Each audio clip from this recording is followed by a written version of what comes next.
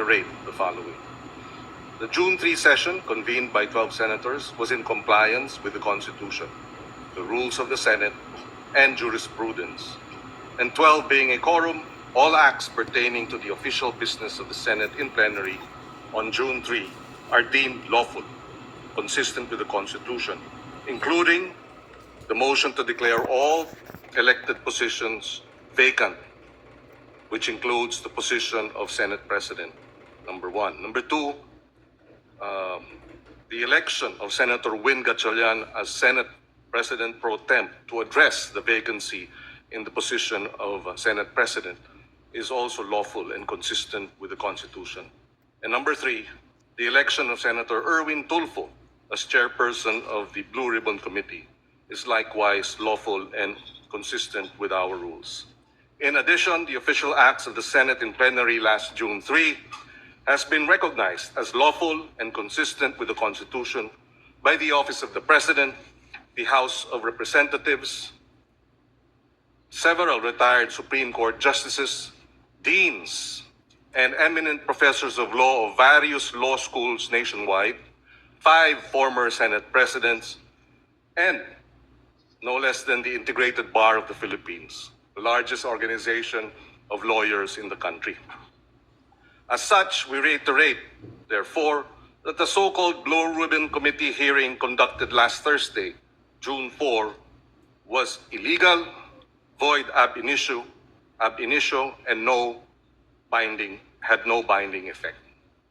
It is in this context that today's public consultation and organizational meeting of the Blue Ribbon Committee is being called to order. And we hope that with this proceedings, we will be able to get to the bottom of the truth behind the allegations earlier presented. Thank you, Mr. Chairman, and I yield the floor. Na hindi po umattend yung 18 bodyguards, yung kanilang abogado na si Attorney Baligod at si Ginoong Mike Defensor dito sa ating patawag. Ito po ay opisyal na patawag. Nag-release po ang Blue Ribbon Secretariat ng official na invitation. Ipinost to sa website. Itong ating consultative meeting today ay ini-stream rin po sa website. At makikita po natin na full complement po ang nandito po sa consultative meeting. At nakakadismaya po dahil kung alam ng mga invited guests, particularly po yung 18 bodyguards, na sa loob ng kanilang puso ay alam nila ang katotohanan, dapat pumunta ho sila dito para ipamahagi at i-share sa ating lahat ang katotohanan. Hindi ho pwedeng pumili kung saan sila pupunta at magsalita. Hindi ho pwedeng pumili kung sino ang kakausapin ho nila, kung kakampi man o hindi. Dahil kung alam mo na sa puso mo ang katotohanan, kahit saan ka pumunta, katotohanan dapat mong sabihin. Marami ho kaming, personally, marami po akong inihandang mga katanungan. Nakita ko po yung kanilang mga sinumpaang salaysay. Marami po akong gustong itanong dahil marami po akong nakikitang inconsistency, gaps, at gusto kong malinawan itong mga inconsistencies at gaps. Nagprepara ho tayo para makausap ho sila at para po maging patas ang pagdinig ho natin ngayong umagang ito. Pero sa ganitong sitwasyon, ako po personal na nadidismaya dahil hindi ho tayo nagkaroon ngayon ng pagkakataon para matanong sila at lalong klaruhin yung mga kanilang isinasabi itong mga nakaraang mga panahon. Sa alam ko, marami ho silang inikutan na iba't ibang venue para magsalita. Pero ito po yung pinakamahalagang venue para po ilahad ang katotohanan. So, sa ganitong punto, ako po yung nagpapasalamat po sa ating chairman sa kanyang paghahanda dito sa ating aktibidad ngayong araw na ito. At nagpapasalamat po ako sa lahat ng ating mga kasamahan dahil nagbigay ho sila ng oras at naghanda sila, no, para harapin po itong mga 18 bodyguards na na marami pong sinasabi tungkol po sa iba't iba pong mga personalidad. Maraming salamat po. Not to gate crush the live selling that happened here last June 4. The way it happened, the way it was handled, the statements being made. Gusto ko lang talagang pumunta dito. Hindi naman po ako invited doon sa conference nila na yon. I waited for today's hearing to confront the resourceful persons they presented. Let me call on them 18 kargador. Kasi nga po, nagkakarga sila ng mga mali-maletang pera, sabi nga nila. Yung po talagang trabaho nila, taga-bitbit, taga-karga ng maleta. Una, sino ba itong 18 kargador ng mga maleta? Saan ba sila galing? We cannot simply bring in people sa Blue Ribbon Committee na nag-aakusa na mabibigat na paratang nang hindi man lang nalalaman kung karapat-dapat pa sila paniwalaan. Kasi simula pa lamang po na tinawag silang 18 Marines, may paglilin lang na agad. Yung bansag na 18 Marines sa isang paraan upang pabanguhin sila sa publiko. Matik po kasi yan. Pag sinabing Marines, iba po ang respeto ng mga tao. Pero hindi naman po silang lahat ay dating Marines. At mahigit kalahati sa kanila ay discharged without honors or dishonorably discharged from service for various offenses. Ibig sabihin, palpak sila. Tulad ng pagiging AWOL o absent without leave. Why is this information very important? Because for people to believe their allegations, it must come from a credible and reliable source. And so, the people using them portray them as heroes. God damn. Sabi nga ng isa sa mga senador na dumalo nung araw na yon, bayani daw po sila. Pero nakakaya naman po sila sa iba nating mga bayani. Na itong 18 kargador na ilang taon nagtrabaho kay Saldico, may 7 years at 9 years at nagbitbit daw, sabi nila, ng sangkatutak ng maleta ng pera. At bigla na lang tinubuan ng konsensya at ngayon ay naninira ng buhay ng mga inosenteng tao, ay tatawagin nating bayani. Pasensya na.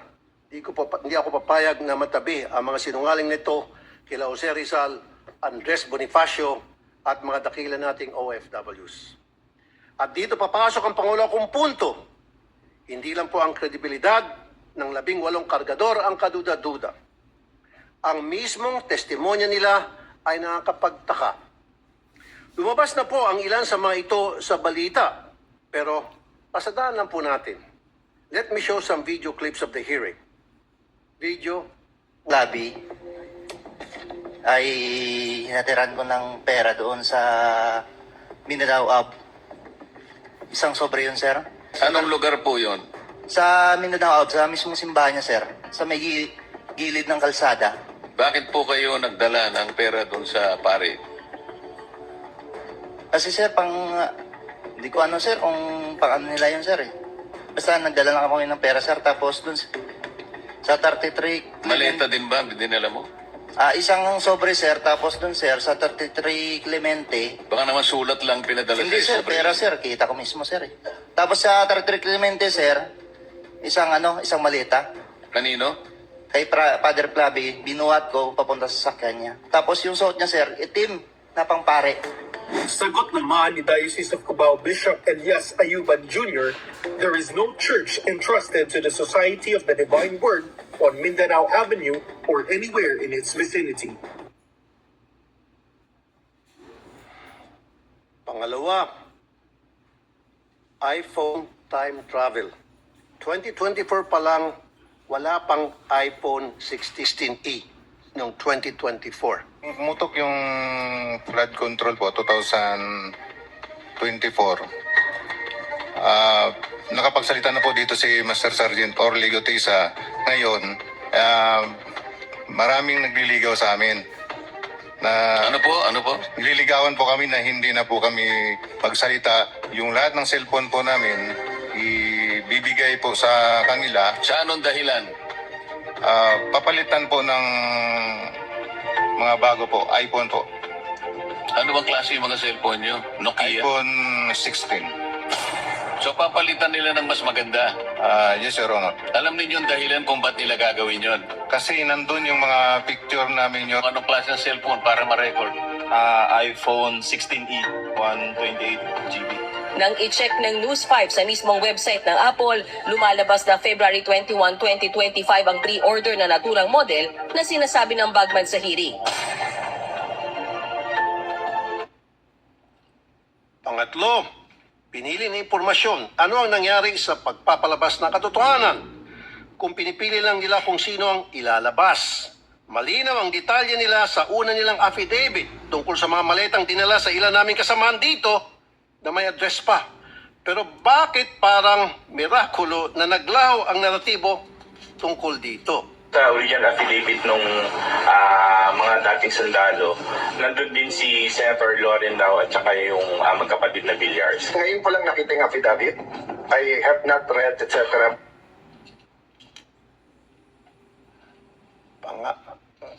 Pangapat, aking pinasilip ang lugar na yon sa Makati.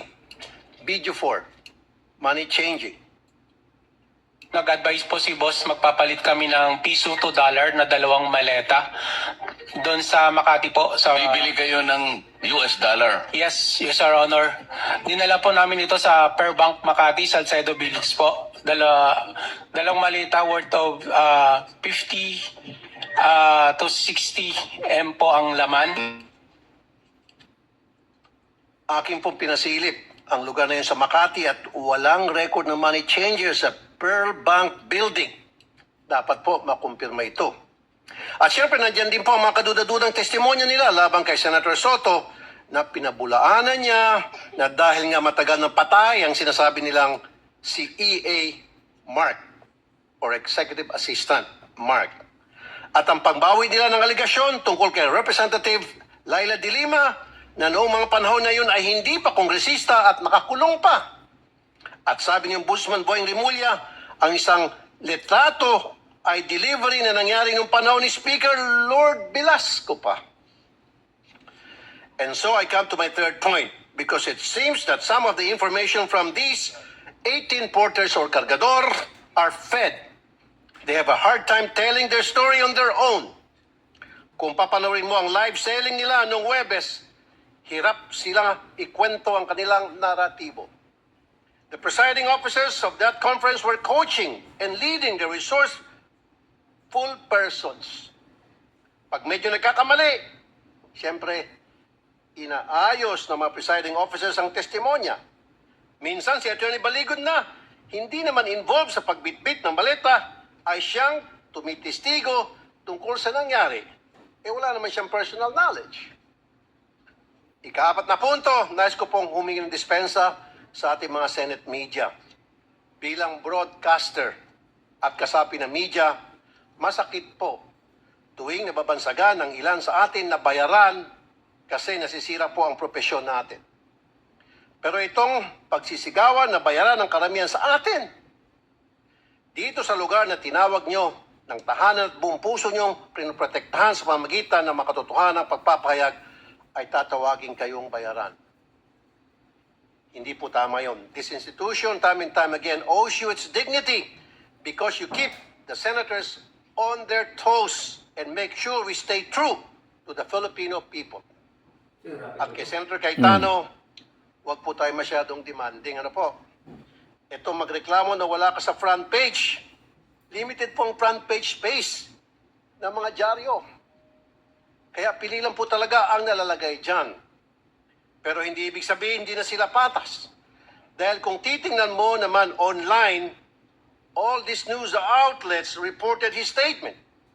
It is in their online platform. Kung saan libo-libo ang nagbabasa. The front page is reserved for the biggest and latest news. Yun bang bagong kaganapan. Yung po kasing pagkapit sa kapangyarihan at hindi pagtanggap sa pagkatalo nyo, lumang balita na po. But nevertheless, it was reported upon. I-google nyo po yun. And my fifth point, we have to look into the allegation na nabayaran ng 5 milyon ang 18 kargador. I'm not saying it's true. Iharap po ng NBI itong witness nila na nagsabi noon. Pero ang masasabi ko lang, ginamit lang kayo ng mga malalaking tao para sa mga personal nilang interest sa politika. Kulang yung 5 million. Kunwari, inanalayan nila kayo. Pero pagharapin nyo na itong sangkatutak na kaso na isasampa sa inyo, nitong mga siniraan ninyo, tingnan nyo, unti-unti kayong iwan yan. Ngayon pa lang, narinig mo na sila na nagugas kamay sa mga paratang nyo. Dumidistansya sila sa inyo dahan-dahan. Kaya sa ating mga kababayan, mag-ingat po tayo sa paniwalaan or papaniwalaan. Remember, the devil can cite the scripture for his purpose. No more, no less. When Jesus went into the wilderness to pray, the devil tried to tempt him 3 times. But as he was failing to tempt Jesus, and as he was getting desperate, what did the devil do? He quoted the scriptures from the book of Psalms. Huwag po tayo magpapadala sa mga mabubulaklak na mga pananalita dahil lang siya ay nagbabasa ng Biblia. Huwag po tayo basta maniniwala dahil binansagang bayani o marines ang 18 na kargador. Buksan po natin ang ating mga mata, tenga at utak. Huwag po tayo magpapadala sa mga live selling nila. Tingnan niyo po kung sino ang nagbebenta. Kasi kung may historian ng pagbubudol at di tayo maingat, tayo na po ang susunod na biktima nila. And before I end, I would like to remind my colleagues here in the Senate to please be very careful in calling out some people